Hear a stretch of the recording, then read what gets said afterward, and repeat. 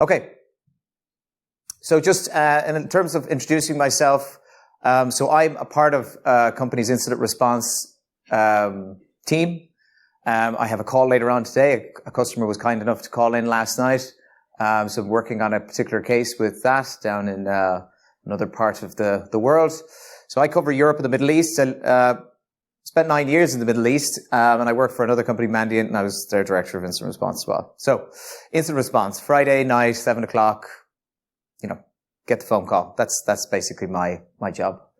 And I do that for clients, and I've been doing that for quite some time. So in the context of this, in what we're going to talk about, I'm really going to frame it in terms of the investigation, right? So like the stuff that we found, what happened. So first we'll start with who is the actor.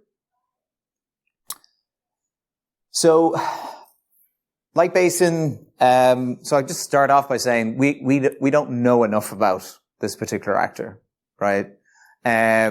We wish we knew more about them. They're just particularly good at their job.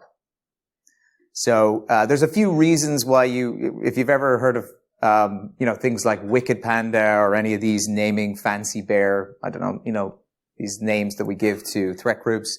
Different vendors have different naming conventions they give. We have ones when an actor is promoted to a certain level because we've known about them for long enough. We give them a name and it's usually aligned to a particular country or motivation, whatever it might be. Here, this actor, LightBasin, it'd be known under various other third parties, UNC 1945. Some of their toolings would be also under UNC 2891. And then you've got like other vendors, TH239 as well. So basically, we're all using loads of characters and, things because we don't know who they are, right? Well, why don't we know who they are? Well, the reason we don't know who they are is they're very good at their job and they basically maintain a very high standard of operational security when they come in. Now, just put that in context. Your standard ransomware actor is like a bull in a china shop. They will come into a network and you finding out who they are is their goal. They leave a notepad text file on your desktop saying, this is who I am. Like, you can't actually, that's their job, is to make sure you know who they are. These guys do everything they can to make sure you never even knew they were in your network, right? So we'll talk a little bit about that. Okay, well, what did they use and where do they move around? I have 50 slides. You will be well informed and there will be caffeine at the end of it. Don't worry. We will get there. Now, they mainly target telcos, but we've actually found them in financial services as well, as did one other firm. But mainly we find them in telcos. Well, what do they care about telcos? We'll go through that. As we all know, cyber threat groups have motives, right? Ransomware actors want your money. When you think of North Korea, they also want money, Bitcoin. People have motivations.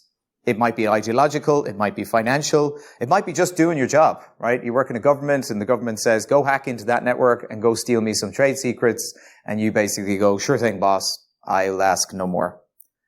Unless I decide to tell everybody about it and run off and whatever. So there's always options for that. In terms of their abilities, because they're very good at it, it's difficult for companies who come in to understand exactly what they did. And we'll talk a little bit about that as well. All right. So their focus and goals, as I was saying to you, so they've been known to basically focus on telecommunications carrier network. Now, we're talking about vulnerabilities.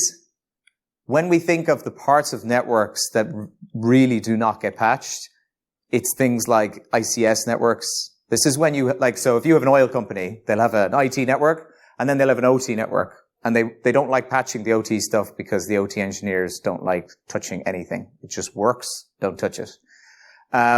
Similarly with your, ATM infrastructure in a bank, you don't like messing around with that lot because it runs a critical, service for consumers. So does your carrier network. Your carrier network is the thing that makes all of our phones basically work, right? It's a little bit complex because not a lot of companies like building all that infrastructure themselves. So they basically go to third parties and they say, look, we'd like that whole, mobile thing. Can you build it and run it for us and just offer it as a service? No problem. We'll kind of put our name on it. So every vendor has those companies in behind providing that. And we'll talk a little bit about that because that starts introducing a bit of complexity to it as well. Now, this particular actor, as you'll kind of see down here, they know that if they're living on the normal place where actors are, like Microsoft infrastructure, that all of us cool cybersecurity vendors, we're all going to have our super weapons and laser beams and guns because we know Windows super well. So these guys are like, I ain't touching that stuff. So they live on your Linux. They live on your systems that nobody likes to talk about. The stuff that we hide behind the cupboard.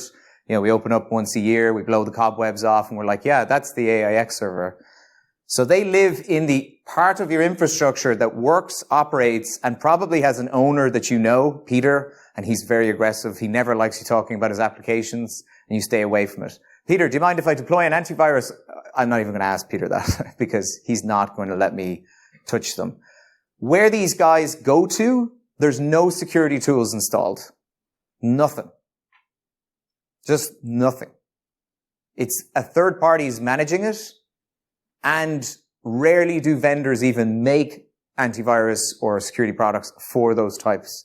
Now there are privileged access management tools and some legacy AV vendors, they do support them, but most of the time when I'm investigating the systems where LightBasin goes, there's nothing. So that basically means free roam.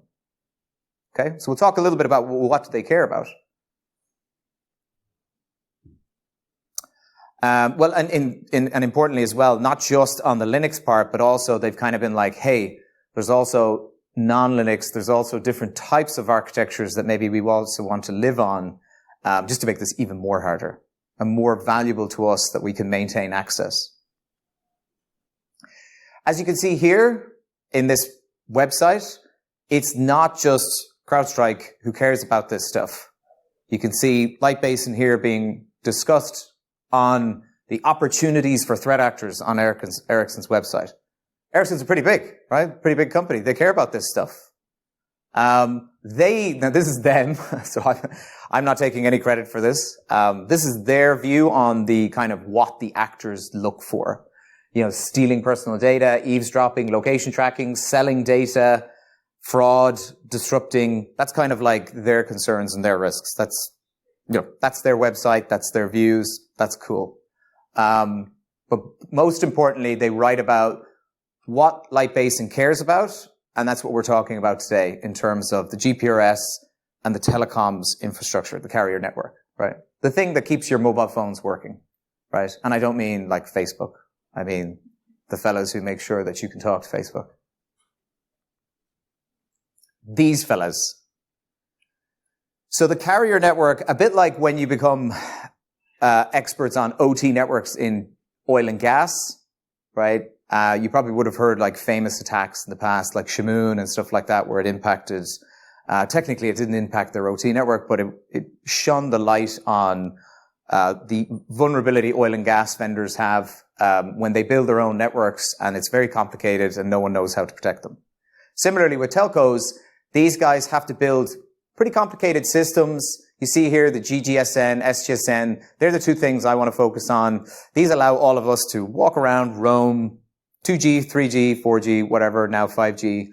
And because of this stuff, we're able to simply walk around, connect to the internet, start basically browsing seamlessly. We take it for granted that this is all here.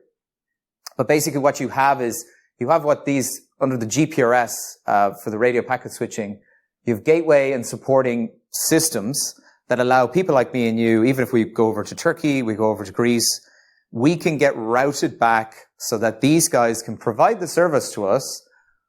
But what this also does along here is it tracks all the billing. Because, like, let's not kid ourselves, right? Vodafone, Air, they don't offer a free service. They need to give you what you need, telephony and 5G and whatever, but they need to bill for it. Now, when you bill, you got to keep people's phone numbers, who they called, how long it was, and now I think we can all start figuring out that that's pretty relevant information, right? Who called who and all that type of stuff. We know that from legal law enforcement's ability to intercept that. Well, why don't I just build my own way of doing that? So that's what we're focusing on here when we talk about an attacker who's interested in this. So they're not interested in just getting into your network and attacking your Active Directory and then encrypting your systems and asking for a payment. They want to get into these parts of the network so that they can start then misusing them. So we're going to talk a little bit about these systems here, this supporting and the gateway services. So the supporting services here, basically, when you connect, it makes the decision of how you're ultimately going to connect back so that you get your IP addresses, you get your access to your internet. The gateway ones are for when you're roaming, and they're basically keeping a track where you're going, so it can switch you around. If you guys see all the little, I'm 3G, I'm now 5G, I'm now H, I now have no internet, back to 5G.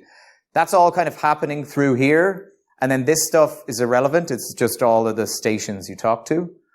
But like what we do when we browse to a website, we start with a URL and it resolves to an IP address. This infrastructure has something like that, but it's very complicated. But it supports no matter where you guys walk to, no matter where you fly to, it supports the resolution back to your original carrier so they can bill you.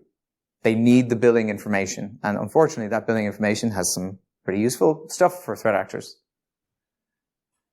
Now, there is a concept in this that we need to explain known as IDNS and EDNS. This here is a grotesque image of how the backbone of the DNS implication works for your phone. So when your phone needs to figure out how it has to be registered to one of these GGSN or SGSN services, it needs to basically be told what's the quickest way and what's the shortest path, and it needs to resolve those. So every telco has a set of these IDNS and EDNS servers. This guy does resolution when you're in the network, and this guy resolves external ones. And this is all about figuring out how are you to be connected back for billing purposes and for the telephony that you're being provided. There's some examples of what some of those types of requests look like. They happen in the background. None of us care about that. It all is automatic by your phone. It's automatic by services that are providing the 3G and 4G. That's pretty messy stuff, right?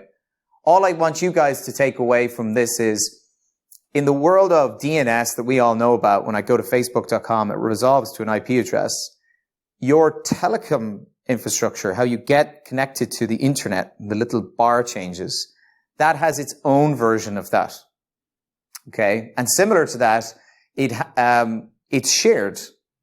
Like the ICANN, it's actually shared as a group of DNS servers, and it's put into an environment known as a GRX, which is the roaming exchange. That's going to set the scene for us when we refer to GRX and stuff like how the actor actually is interested in accessing data in this environment.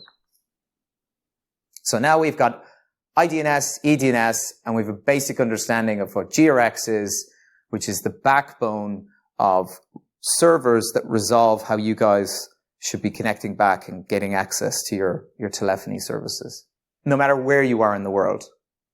That's the most important thing. So that environment known as the GRX, which is that's a representation, this contains all the EDNS servers in the world, right? Now, the actor in question decided to misuse this. So what they've done is, because a lot of this infrastructure are just servers, right? They're providing services and they're doing resolutions. They're just built in a different way, but they're just Linux servers running SSH protocols. They've actually hacked into different telcos and decided, well, we're just going to live within that interconnected network. So I don't need to get into your telco because I'm already in this one. So I'll just SSH over to this one, move over to that one, and I'm in yours. I don't need to attack you. I don't need to send you a phishing email. I don't need to do any of that stuff. I'm living in a perfect little environment that there's barely any security, there's no monitoring, etc., etc. And I can kind of just connect between these. So if I want to pivot from here to here to here, I can be in this telco and I can move over here, etc. Obviously, we notified all those telcos as any provider would, and then they had varying degrees of approaches and responses to it depending on how they could actually deal with it themselves. Now, in terms of the techniques, so we've kind of got a little idea. All right, so these guys attack telco networks. They don't attack enterprise networks. Okay, we got it. Right, so they're over on this weird carrier network. All telcos have it. There's no security products. Nobody monitors it. And mostly it's outsourced. Now, there's 3 providers who tend to provide that, and they have what's known as effectively an oligopoly, right? There are other providers, but they're the biggest ones, and they basically offer the best services. So most people, when they set up a telco, they'll go to them, and they'll be like, hey, can you set up my service delivery platforms, my OSS, and all these things the telcos need? And these guys will be like, no problem. We'll have your billing system. We'll have all your access. And then the telco just needs to go off and install base stations and put down lines in the ground and all the really expensive stuff.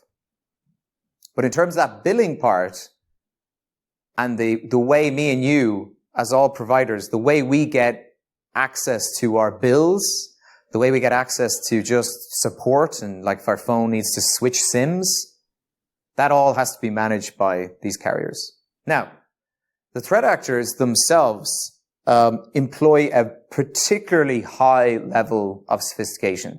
So if anyone here has heard of, would you have heard of the term a nation state actor? Has anyone heard that? Yep. Boo. Anyone who's asleep. Gotcha. So a nation state actor is typically someone, a group of folks that would work at the behest of a nation, right? So like a government. Right, you know, the NSA, you know, different groups like that.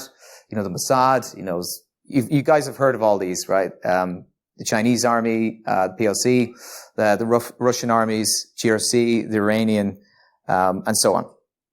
So all these different governments have these teams, cyber warriors, and they basically come in and they check in every day and they check out. They just have this job, right? They're in the military, nice folks, whatever.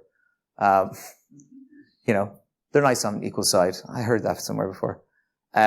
So these people just do a job. They come in, they're given a direction, go target this thing. They don't really know what that thing is. Go get access to it. If you find records on it, bring them back. That's your job.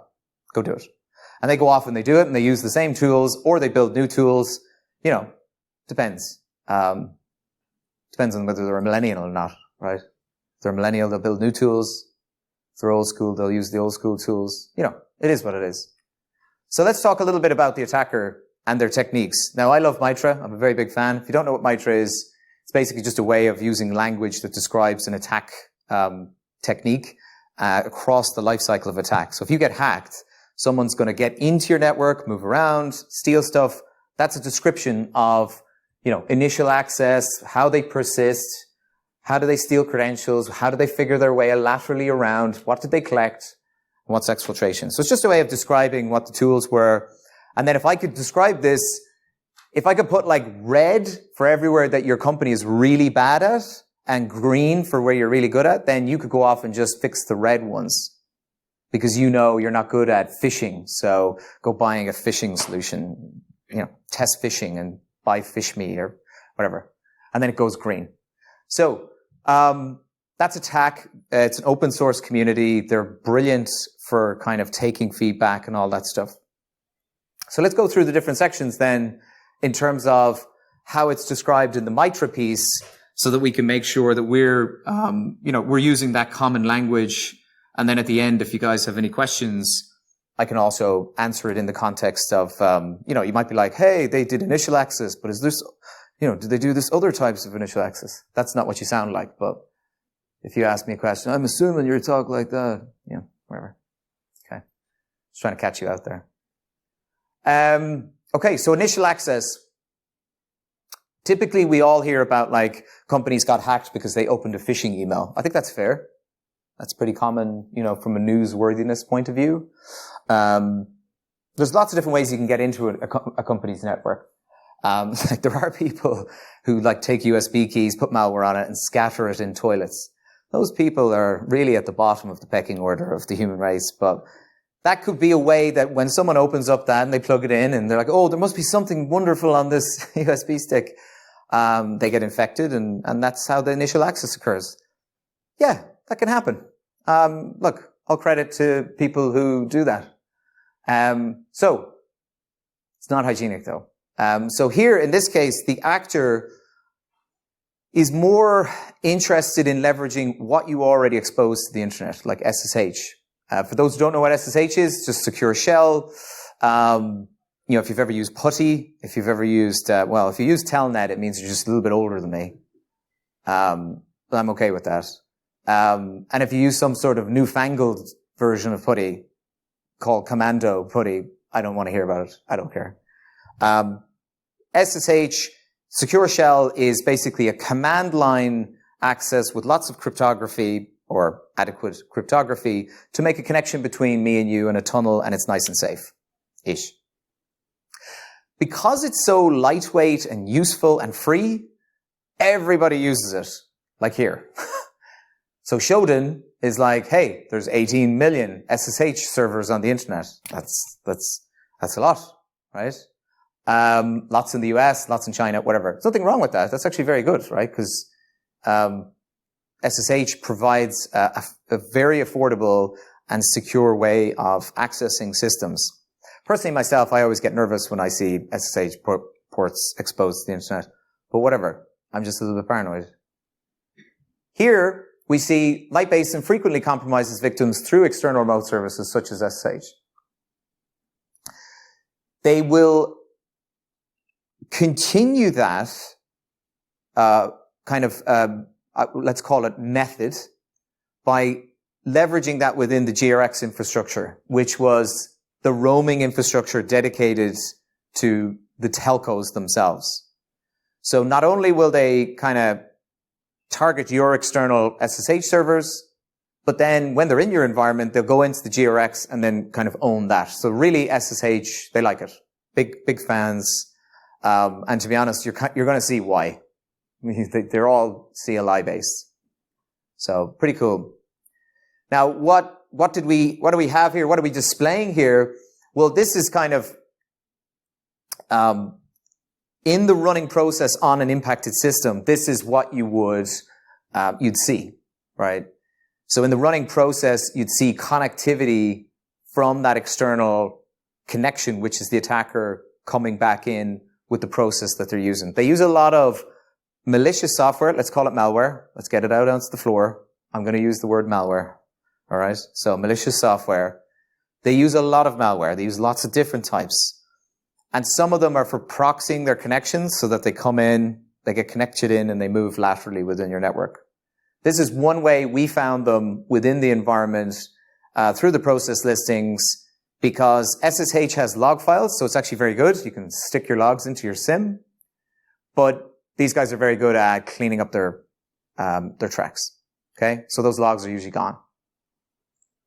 So in some cases where the actor was still active on the system, even they were just moving around while we were there. And by the way, we were pretty slow at investigating compared to what we normally was, because we're also in an environment that we're not as familiar with, Linux and Solaris and all this stuff. So collecting this evidence was a lot harder. Okay. But here we were able to see where they were connecting from. And then we were like, hey, what is this external IP? And then we started figuring out, oh no, they've actually connected from somewhere that's compromised. It's owned by another telco. And eventually we started piecing that together, and we got the diagram I showed you earlier on. So lots there in terms of how the actor will gain access. SSH is not that difficult to misuse. So this is all fake, by the way. I just typed this up just in case if there's any Wowie fans. If anyone's going to stand up and say, I work for Wowie, how dare you? I'd be like, this is made up, relax. So here it just gives you an example. If someone was to decide to use Metasploit and load just a basic set of passwords, and if they were to point it at a lot of carrier network infrastructure, especially internally, that password and that username would actually get you access to root on a lot of systems. Funny story. There's also other ones, just like the other providers, their username and passwords, default ones, would get you access to. So basically the bad guy knows this. They know that not only is there no security software on this stuff, but most of the stuff is all just default passwords. Why not? Because this telco network, by the way, it's very insulated normally. It's on this network, the GRX is protected, but it's vulnerability. It's vulnerable because of that, because everyone assumes, oh, it's separate, you can't get in. But once these actors get in, they pretty much own the whole thing. So here you can kind of see they, just what it would be like for them on their side if they were able to just scan a broad range internally. That's how easy it would be for them gaining access. But what if people do change passwords? Oh no. Well, we'll talk about that as well. Maybe I'll steal your passwords. Well, how would you do that? That's not easy. So let's talk a little bit about that. Now, this is persistence. So we said initial access. So they scanned your network and they got in, because you're one of the 18 million SSH services running, that's all exposed to the internet. So, they can just run a little script. It's not that difficult. If they get in, they persist. So persistence is just the term of like, how do I maintain access? For instance, even if somebody rebooted their computer, like how do I persist through reboot? I don't know if that's the clinical definition of persistence, but it is for me. Do you know what I mean? Like if you got onto a computer and you were remote desktop, you're like, oh yeah, I can persist. And then the computer reboots and you can't. I'd be like, oh, I can't persist. I don't have persistence, but I shall be persistent to get back. So here we see they use cron jobs and various other built-in Linux commands that allow them to basically tell the computer when you boot back up, like the sysv init, which is the init tab. So it's like the first thing that's kicked off by the kernel, and it forks off all the stuff that's booted by the Linux computer or the various Unix operating systems.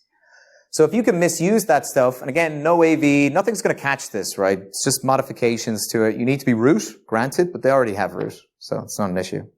Default passwords and usernames. So they're kind of moving around, and they're basically employing persistence methods to get into these jobs and then just renaming Linux binaries, outputting off to dev null so you don't see anything. And then they're very good at masquerading so that even when the administrator gets back onto their server, their STP platform or their whatever, and they're, and they're like, hey, everything's working perfectly, CPU is fine, this server is helping people make phone calls and billing. None of this impacts the system. Their job is not to like raise CPU and have people, like crypto miners, when those guys throw crypto miners on your servers and everyone's like, oh, I found them because the CPU was 100%. It's well done. Kudos. So here these guys will really ensure that I'm not going to bother you. You don't bother me. We'll all have a great relationship here. No hub. So this is stuff like putting processes in the background so you don't even see it. So when the administrator's like, hey, what's going on? I'm feeling security today as an administrator. So I'm going to check some security stuff. He just has kind of pushed it into the background so they're not seeing it. And then kind of, again, misusing the SSH daemons. You'll kind of see that as a repeating theme. Also, they're like, hold on, people are really good at like listing out files. Like the administrator learned cat today. So they're going to concatenate, output the file and, oh no, they got me. So let's just have a bit of misdirection and a bit of nesting going on. So here you see they've just got like various processes that have, they're configuration files that basically refer to another file. It's like, hold on a second. Are you the malicious file or not? No. I'm just going to be a script that refers to this other script. And that other script, he's going to refer to this other guy. And there you go. There's the malicious guy. So they kind of recognize that a bit of hiding. So this is the bad guy here. This is the administrator. Right? He's tired. We can't see him because he's nested. So basically they'll do this for kind of levels of obfuscation. Again, it makes it just harder for folks to say, oh, that's kind of known. Now, for most of us, we'd say, well, that actually seems pretty easy. Well, not really. You do need to understand how that's going to not stand out. And remember, those servers are managed by companies that build those servers their way. So it's their software. So like the admins should spot like this stuff's off a bit. Like I've been looking at this server for 19 years. Like I'll spot these things when they're misspelt. So they kind of recognize that and they're like, okay, we got to do our job to kind of hide, keep out of their way, not cause any problems. Now, privilege escalation is not about persistence, but it's about how do I make myself more privileged, like a higher power. So I might be that user and I can't do much, but I want to be root, right? So that's kind of one of their big goals. So a lot of the time they'll employ methods, either malware or exploits, or malware that runs exploit code. That's one of the things they're very good at in terms of, so that there's a vulnerability with, see, that's twice now, the vulnerability thing.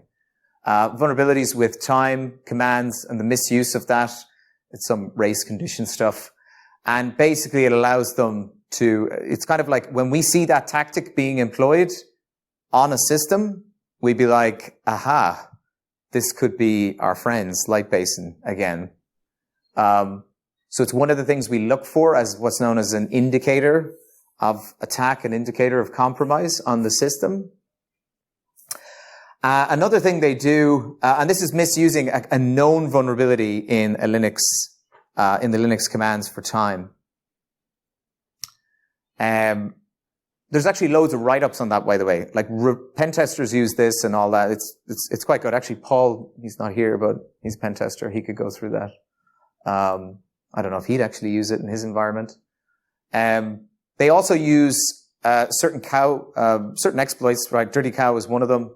You see here, like CVE 2016. Everyone on the stage was like, CVE 2022. You know, here we are, like 2016. That's pretty old. Oh, by the way, like this attacker in this environment, they were there for 4 years.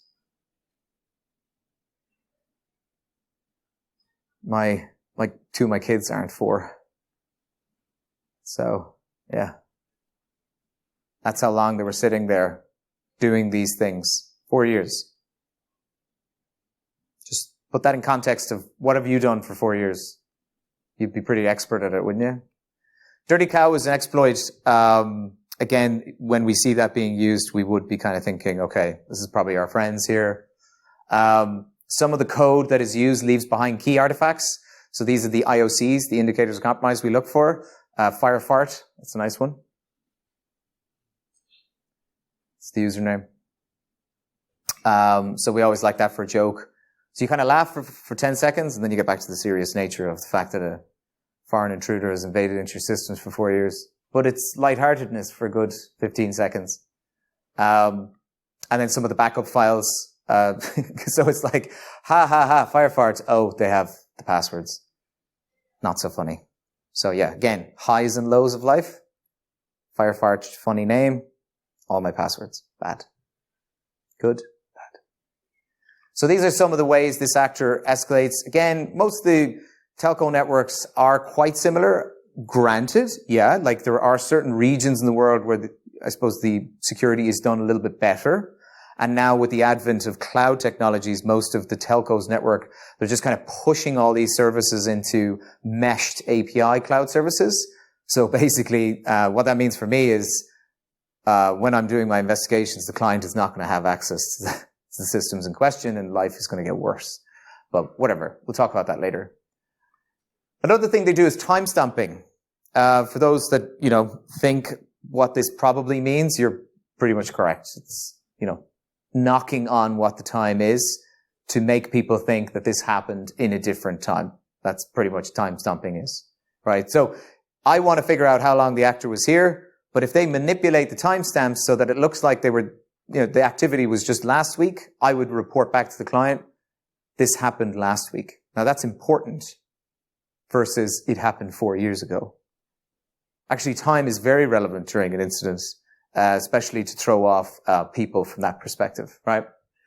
So one of the other things there, in terms of the, I'm going to say, as we talked about, like in terms of misusing some of their, again, kind of falsifying the libraries are basically the services that you guys would expect to see. This we would expect some of the administrators if they were auditing through a lot of the known file paths. This should be, as it's kind of seen here, and then you can see the RPC is in a different directory. So they're very conscious that let's put these processes in a different directory and it'll masquerade, and that way we can kind of hide. So it's a very clever way that we've often seen the actor trying to hide themselves in plain sight. Now, log bleach is a super important tool that the guys use. If you're running around and all these logs are being generated because you're connecting to servers, you need a tool that can just wipe all of those logs. So log bleach is a purpose-built tool that these guys have, and it's dedicated for wiping their tracks. So again, demonstrating an intent, a proper intent to cover up where they are. And this, in fairness, I just like it. You know what I mean? Going into the logs and just manipulating the IP addresses. That's just respect. Bad guy, respect, right? Causes us all sorts of nightmares from a forensics point of view. But basically what you have is actively taking the time to figure out IP addresses they've used in a log file. So don't just delete the whole thing. Just modify arbits. Because maybe the administrator is used to seeing 5,000 connections from some known username, and we don't want to delete the whole thing because then that's going to tip them off to us. So they just go in and they just modify their ones. It's just it's a nice attention to detail, and it really changes the game in terms of allowing you to continue your operations. Also, they modify legitimate copies of IP tables. So we found that as well. What that allowed them to do was basically allow the access for the EDNS. So the client was like, no, the EDNS, no, it can't be accessed. We're like, no, they're manipulating the firewall rules. So yeah, it is actually that connectivity is allowed. This is one of the nicest ones. It's probably, it's reported by a lot of the other vendors. This basically is, they modify the privilege access. It's an identity management module that's used in Linux to authenticate you. So what they do is they replace the PAM Unix file with this one, just put a comma instead of a 0, and then anyone that logs into that server, they can just siphon off the credentials. So now they're just getting hundreds of credentials. Here you can see them messing around with the shadow file accesses. There's a piece of malware we're going to just talk about now in a second. I've only got 2 minutes left. They do employ Impacket, which is a library, an open source one. This is the closest they get to Windows. So they'll touch like one Windows system and they'll just go, no more. Cord scan is important here. You remember we talked about the GPRS network and the connectivity on the GRX? These guys have manipulated specific binaries so that they can scan ranges of GPRS systems so that they're completely aware at an application level of the connectivity between the GPRS systems. So this allows them to fingerprint, what phones have been registered. Is our connectivity still alive? So do we still have connections between all the GRX systems? So we saw them with a real high intent to maintain. This here is a very useful one. They scanned the whole environment. They had an output file here. And we gave it to the client, and the client was like, this actor knows my network better than I do. 1556 is for net backup. So they scanned for, Telnet, SSH, all the ranges, but then they also went after all the net backup servers. They used exploit tools to gain access to net backup and then maintain access on those systems. As we said with the SSH movement, they love this. They tunnel between systems. They pivot between them. It gives them anonymity and a small level of security as well, because the connectivity is encrypted. I already talked about the Impacket. So we're finishing off here in a second. This is the net backup, as I mentioned. They use a tool called Sun4Me. And one of the things we did see them focusing on was gaining access across the network to as many of the net backup systems as they could. They do use Bluekeep, but again, that's if they need it in the Windows environment. And this is another one of the vulnerabilities they use that we saw. We had to basically track this IOC that was some of the crashes from the vulnerability, and that was how we knew that they were trying to misuse the SSH statement process. And then we were looking for this, and we could see where they were, where they weren't. We also saw them accessing F5 load balancers. That kind of caught us off. So here's the management interface for the F5 load balancers. So they actually pivoted over, and they were on the actual F5 system. Again, after 4 years, I think these guys really wanted to make sure if anyone was going to start removing them from a network, they could maintain the access for as long as possible. Ping pong is a way that they can maintain access. So you have to connect. So they can listen on ICMP, they can listen on IP addresses, ports, and then for very specific requests that connections that come in, it will allow, it'll basically allow your access on. This is an SGSN emulator. Like I said before, the actor goes out of their way to try and understand at the level of the GPRS connectivity, who are the other environments. They have another few things that are important in this in terms of identifying mobile phones, what are registered, what are not. So again, we did see them targeting specific users, specific phone numbers. And these are some of the more command and control persistence. TinyShell is just a pretty well-known open source, it's basically a type of remote access tool that allows you to connect back into the environment, pretty well used by them. Microsocks proxies, these are things so that they can connect back into the environment and move around laterally. Similarly with fast reserve proxy. This is just one I did want to show you guys, and I'll wrap up here after this one. This is one of the tools they'd use. This was reported by several vendors as well, in terms of a configuration that allows them to encapsulate some TCP like SSH within DNS traffic. So I know lots of people always ask me about, oh, is DNS the way of exfiltrating? And, you know, I usually don't talk about that much. But here I just felt like, hey, this is going to honor that conversation where you love the DNS thing. So this tool, you give it a configuration, you give it an IP, and you run it, and then you can basically tunnel the SSH through the DNS. Pretty clever. Is it reliable? You know, I mean, it's pretty clever. Steel Corgi. Okay, I know I'm over, but I do want to say this one, and then I'll finish on this slide. Steel Corgi is one of the tools that the actor used. Basically, it's an ELF binary dedicated for Linux. That's my alarm going, so I am finished 100%. This guy we found being used aggressively by the attacker. What it allows, it's known in the industry as a Swiss Army knife of malicious tools. Why? These are all of the options this little tool has when it's running. We've seen development of this tool for years. There's 2 or 3 vendors that have published some blogs on it, which is pretty good stuff. Basically, it allows you to import a number of modules, and you can do all sorts of things like, again, targeting the net backup, targeting Cisco systems. It gives you reverse engineering tools, packet capture tools so that you can kind of figure out what's on the network, steal information, scan IPs. So it's kind of a who's who of tools an actor would need within that environment segment. And one of the things we just had to admire was the sheer breadth of the amount of tools that are afforded there. So interestingly, this tool is very difficult to research because of some of the anti-forensics that it employs. So different versions of it basically meant you couldn't decrypt it.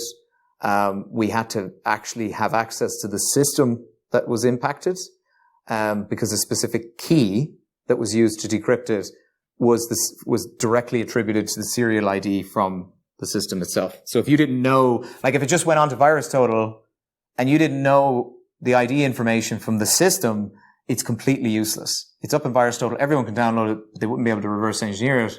You had to take the malware and the system in question, plug them together, and then you can finally figure out what was going on. So I'm going to stop at that because I am over.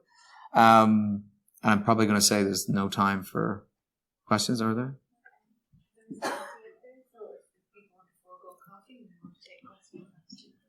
Foregoing coffee. Oof. If there are any questions, I'm happy to. I'm going to go out and have a coffee anyways. So I'd say everybody goes out for coffee. And if anyone has any questions, I can happily answer them. But yeah, thank you very much for your time, guys. Appreciate that.